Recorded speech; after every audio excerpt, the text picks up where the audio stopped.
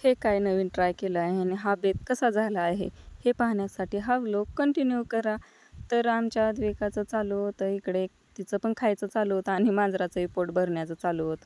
तर मी 4-5च्या टायमिंगला फ्रेश झाले होते आणि बाहेर हे असं झाड तोडून टाकलं होतं, कारण पावसाने असं त्याच्याखाली खूपच चिखल होत होता आणि ते वाळतही नव्हतं आणि त्यामुळे ते तोडलं होतं. तर मी इकडे झाडून हे काढून घेतलं आणि तयारी करायला घेतली.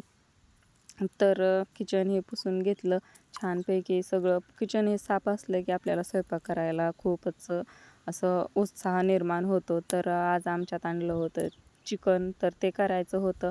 तर त्यासाठी लसूण हे सोलून घेतलं आणि हे अद्विकाने बघा भिंतीवरती हळदी कुंकवाचे छाप मारले आहेत हाताचे.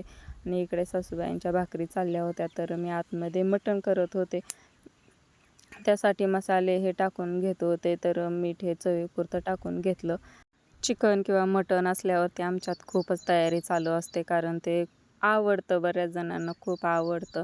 तर हे असं सगळं एकत्र करून घेतले मी मसाले आणि थोडी कोथिंबीर ही नीट करून घेतली.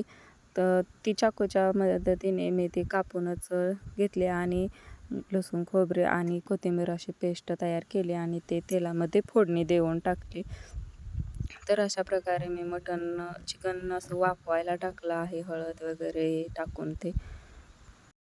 त्याला असं तेलात शिजवल्यावरती ते खूप छान होतं. पाणी न वतता त्याला थोडंसं तेलातच वाफवून घ्यायचं, म्हणजे त्याचं ते पाणी सुटतं आणि खूप छान असं तयार होतं. तर इकडे बाहेर पाऊस चालू होता. असं पहिल्यांदाच पाऊस आला होता आपल्या पावसाळ्यातील हा पहिलाच पाऊस होता. तर खूप छान असं वातावरण होतं आणि आतमध्ये हे चालू होतं. तर खूप छान असं आजच्या दिवसाचा शेवट झाला. तर भेटू आपण पुढल्या व्लॉगमध्ये. तोपर्यंत बाय.